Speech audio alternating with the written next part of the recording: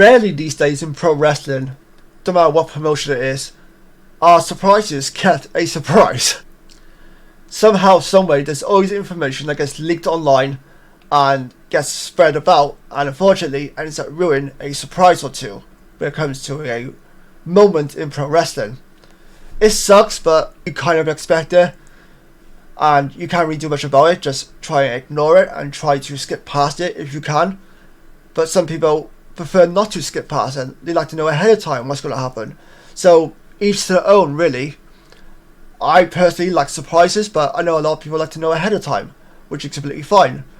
There's no right or wrong as a fan. It all comes down to your preference, basically. As long as you're not going to try and spoil it for someone who doesn't want to know ahead of time, who wants to be surprised, then in that case, if you're trying to spoil it for someone, then you are a bit of a dick.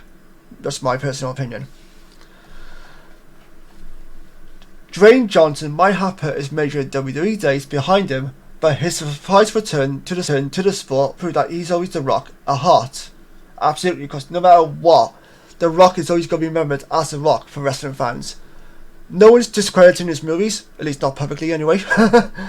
But for us, the wrestling fans, we're always going to know The Rock as the people's champion. The man who could raise one eyebrow. The most electrifying man in pro wrestling.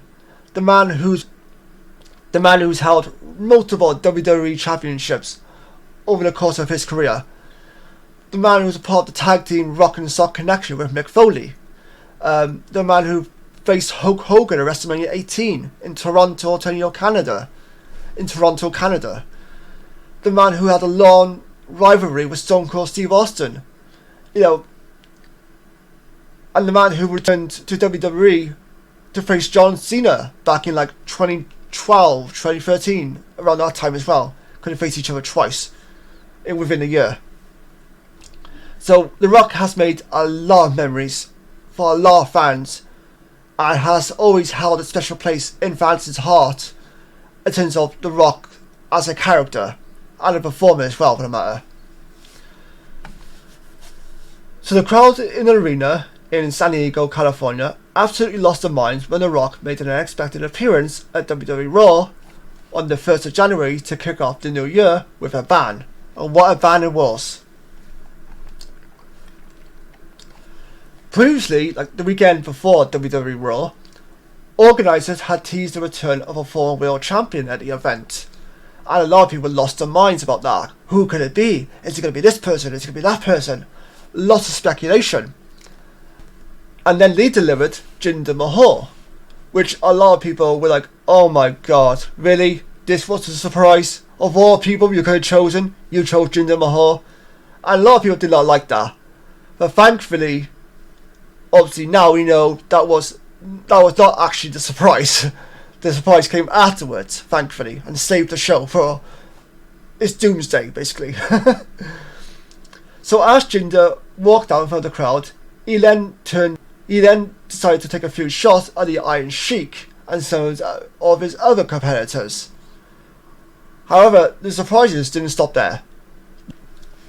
But then Jinder Mahal was interrupted by the sound of Dwayne "The Rock" Johnson's music. The Rock confronted Mahal and defended the Iron Sheik, who passed away in June 2023, before he began to hype up the crowd and seemingly tease a showdown between himself and Roman Reigns at WrestleMania 40, which will be this year in Philadelphia. And a lot of people are very excited about that. Johnson made a reference to Reigns' WWE theme song as he asked the crowd, when The Rock goes out to get something to eat tonight in San Diego, should The Rock sit in a booth? Which responded to a bunch of boos. Should The Rock sit at a bar? Which again resulted in a lot of boos. But then the one that got a lot of cheers was this. Or should The Rock sit at the head of the table? Which then everybody lost their minds with cheers and applause. The head of the table is a reference to Roman Reigns, who is cousins with The Rock in real life. And Roman Reigns has been doing a storyline where he's the head of the Samoan bloodline, because The Rock is half Samoan and also Roman Reigns is Samoan. And The Rock has had family through generations in the pro wrestling business. And he still has family today, including Roman Reigns' cousins, Jimmy and Jey Uso, who are part of the Bloodline storyline with Roman Reigns, and another guy called Solo Sikoa. I might have butchered his name, so I do apologise. So there's a lot of history within The Rock and his family in pro wrestling. He ended his whole segment with the famous catchphrase, "If you smell what The Rock is cooking." Johnson's appearance at Raw marked his first WWE appearance since SmackDown in September, and fans made clear they couldn't get enough. Because we can get enough. We don't really see The Rock, barely ever. So whenever we get an opportunity to see The Rock, you know it's a big deal. You know numbers of all kinds are going to go up.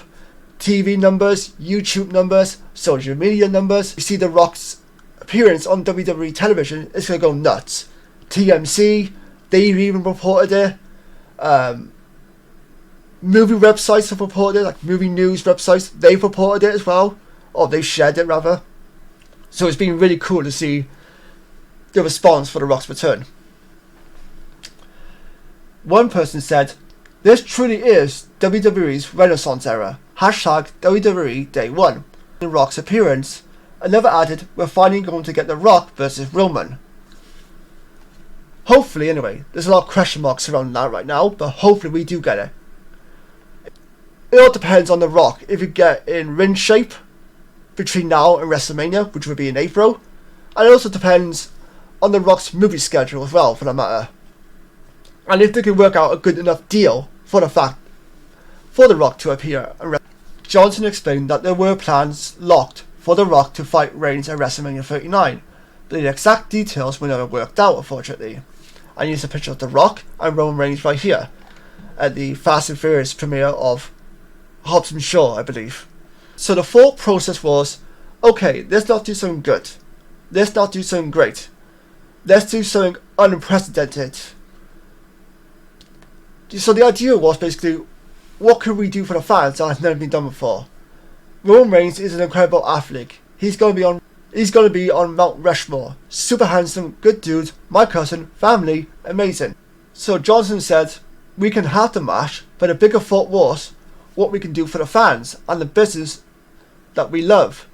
Where WrestleMania isn't the end of something, it's actually the beginning of something bigger. Johnson's teased at WWE may have managed to work something out, and now we just have to wait and see what it could possibly be. I'm always going to be excited to see The Rock, whether it's in the ring, wrestling, or just on the mic doing his usual stuff. It's always going to be an iconic moment for us, the fans, especially when it's unannounced and it's a huge surprise, and it manages to stay a surprise, as I mentioned before. It's still always going to be an iconic moment, and I cannot wait for WrestleMania 40. If WWE has finally managed to work out a deal in which we can have The Rock versus Roman Reigns at WrestleMania in Philadelphia. But I'd like to know your guys' thoughts on this. If you're a wrestling fan, are you excited for a potential match between Roman Reigns versus The Rock?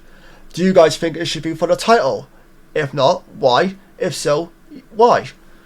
Do you think this takes away opportunities from the 4-time performers like Cody Rhodes, LA Knight, CM Punk, a lot of the other superstars? Many people felt like Becky Lynch versus Rhea Ripley should be the main event at WrestleMania because they feel like that has the potential to be an all-star main event. So let me know your thoughts. Until next time, take care, stay safe, and I'll see you guys next time. Bye bye.